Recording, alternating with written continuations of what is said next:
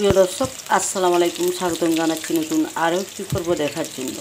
আজকে সম্পূর্ণরূপে নতুন পদ্ধতিতে একটা নাস্তা শেয়ার করব, যে নাস্তাটি যাকেই তৈরি করে খাওয়াও সবাই কিন্তু তোমার প্রশংসায় পঞ্চমুখ হবে। আজকের এই নাস্তাটি আমি বানানোর সাথে সাথে কিন্তু একেবারে ফিনিশ হয়ে গেছে, এতটা টেস্টি এবং ফাটাফাটি হয়েছে।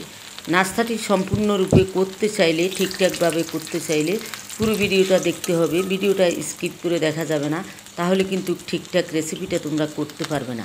আজকের এই রেসিপিটি যদি তোমাদের কাছে ভালো লাগে, একটা লাইক তো অবশ্যই পেতে পারি। লাইক দিয়ে বেশি বেশি করে শেয়ার করে দিতে পারো তোমাদের ভাই বন্ধুদের সাথে, এতে করে সবাই বানাতে পারবে, খেতে পারবে।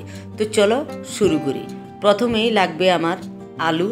এখানে আমি 4টা মিডিয়াম সাইজের আলুকে কেটে সেদ্ধ করে নিয়েছি। সেদ্ধ করা আলুটাকে এখন আমি গ্রেট করে নিব। তোমরা এই জায়গায় চাইলে এটাকে হাত দিয়ে কষলিয়েও নিতে পারো। এখন এখানে যে যে উপকরণ অ্যাড করব সেটা একটু দেখিয়ে দিচ্ছি। এখানে 2 টেবিল চামচ পরিমাণে পেঁয়াজ কুচি, 1 টেবিল চামচ পরিমাণে ধনিয়া পাতা কুচি আর পছন্দ মতো কাঁচামরিচ নিয়েছি। দিয়ে এই উপকরণগুলো আমি গ্রেট করা আলুটার ভিতরে ঢেলে দিচ্ছি। এরপরে আমি আরও উপকরণ অ্যাড করব, পরবর্তীতে সেটা দেখিয়ে দিচ্ছি। এরপর এখানে আমি 1/4 চামচ হলুদ পাউডার অ্যাড করে দিচ্ছি কালারের জন্য। দিয়ে দিচ্ছি 1/4 চামচ গরম মশলা পাউডার। এখন দিয়ে দিচ্ছি স্বাদ মতো লবণ। এরপরে এখানে আমি 1 টিস্পুন পরিমাণে সয়া সস দিয়ে দিচ্ছি। এখন দিয়ে দিচ্ছি 1 টিস্পুন পরিমাণে কর্নফ্লাওয়ার। এবার দিয়ে দিলাম 1/2 টিস্পুন চিলি ফ্লেক্স। এখন এখানে আমি আরও একটা উপকরণ অ্যাড করব, একটা সিদ্ধ ডিমকে আমি গ্রেট করে নিয়েছি। তো এটা আমি পরবর্তীতে অ্যাড করব। এখন চামচের সাহায্যে সমস্ত উপকরণগুলো আমি ভালো করে মিশিয়ে নিচ্ছি।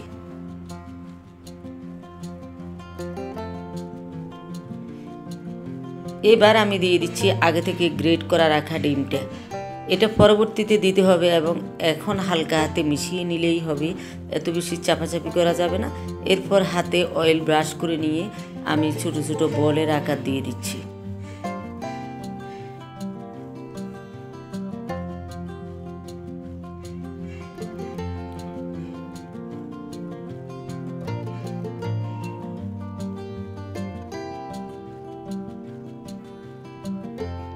এখন চলে যাচ্ছি আমি পরবর্তী স্টেপে।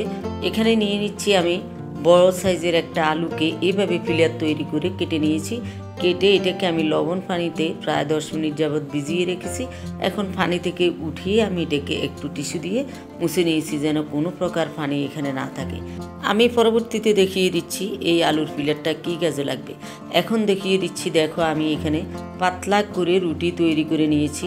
ময়দার ভিতরে 1 টিস্পুন পরিমাণে তেল ও লবণ দিয়ে নর্মাল পানি দিয়ে ডো তৈরি করে আমরা যেরকম লুচি তৈরি করি, লুচির মাপ দিয়েই এরকম ছোটো ছোটো করে পাতলা করে রুটিটা তৈরি করে নিতে হবে।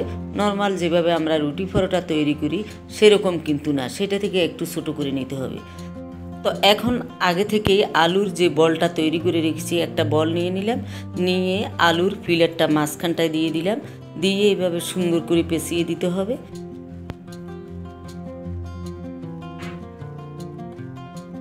এখন আগে থেকে তৈরি করা একটা রুটি নিয়ে এখন রুটির মাঝখানটা এটা বসিয়ে দিয়ে আমি কিভাবে এই নাস্তাটা তৈরি করছি তোমাদেরকে বলে বোঝানোর কিছু নেই, তোমরা দেখে দেখে বুঝে নিতে হবে। এইভাবে রুটিটা টেনে টেনে এই জায়গাটা ফিল আপ করে দিতে হবে, মানে বন্ধ করে দিতে হবে। তো দেখো তৈরি হয়ে গেল একটা নাস্তা। এখন এটাকে আমি হাতের সাহায্যে একটু লম্বাটে করে দিব।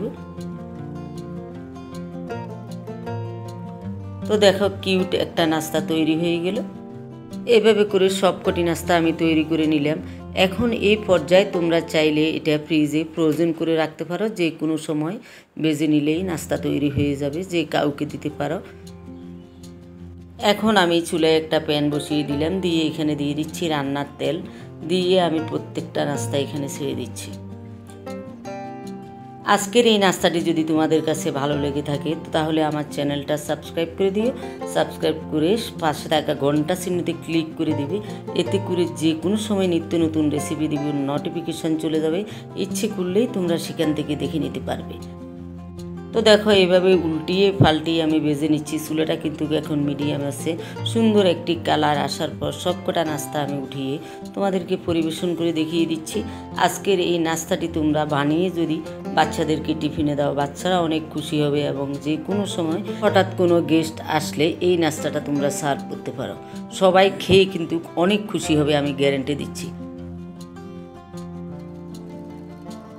তো সব কটা নাস্তা আমি উঠিয়ে পরিবেশন করে দেখিয়ে দিচ্ছি। দেখো এখন একটা খেয়ে তোমাদেরকে দেখিয়ে দিচ্ছি কতটা লোভনীয় এবং মজাদার হয়েছে। একবার হলেও বাসায় ট্রাই করবে।